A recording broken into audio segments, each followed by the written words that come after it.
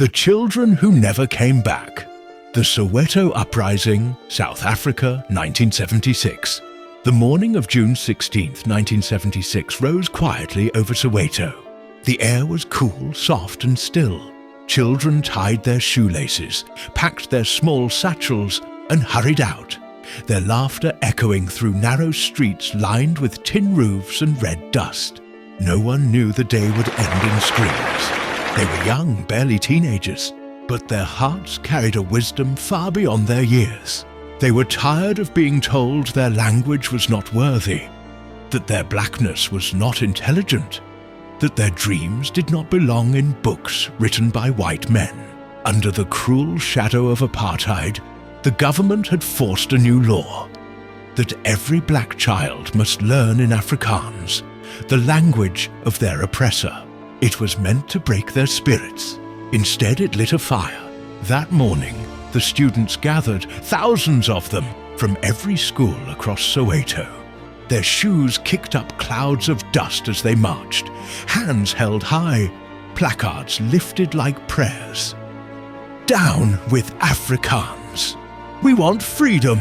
The songs they sang were not just chants, they were hymns of defiance. They were the sound of children saying to a nation, enough. Among them was Hector Peterson, a 12-year-old boy with a bright smile and shy eyes. He didn't come to fight. He came to march, to stand for something bigger than himself, something that even he could not yet understand. But courage has no age, and freedom has no uniform. The police came armed and shaking, their faces blank, their orders clear. Tear gas hissed through the air. Rifles rose like dark fingers pointed at the sun. Then came the first shot, one sound that tore through the laughter of children. One sound that shattered the stillness of a nation. Hector fell. His small frame hit the ground, and time seemed to stop. A boy named Mbuyisa Makhubo rushed forward, lifting Hector into his arms. Hector's sister, Antoinette, ran beside them. Her hands over her face, her mouth open in a scream that the world could not unhear. A photographer, Sam Nzima, clicked his camera, and in that single photograph, the pain of a people was captured for all eternity. The image flew across the world, a dying boy carried by a trembling friend, a crying sister running beside him. It broke hearts. It broke silence, and it broke the mask that apartheid had worn for too long.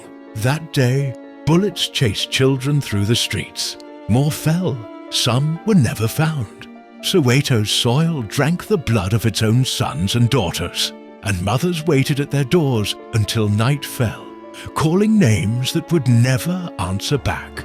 But out of that blood, something was born, a courage that could not be buried. A fire that even the strongest walls of apartheid could not contain. The uprising spread, from Soweto to Cape Town, from classrooms to the world's conscience. The children had shown the world what men had feared to face.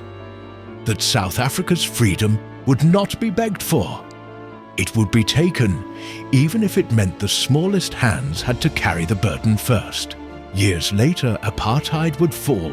The chains would break, and the world would remember the names of those who began it all. Children who marched into history and never came back.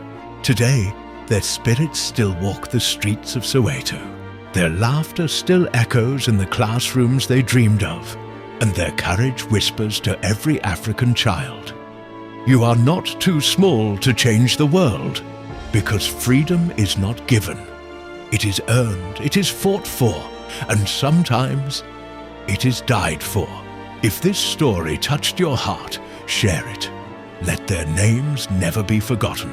Follow God's Storybook for more true African stories that remind us where we come from and who paid the price for our freedom.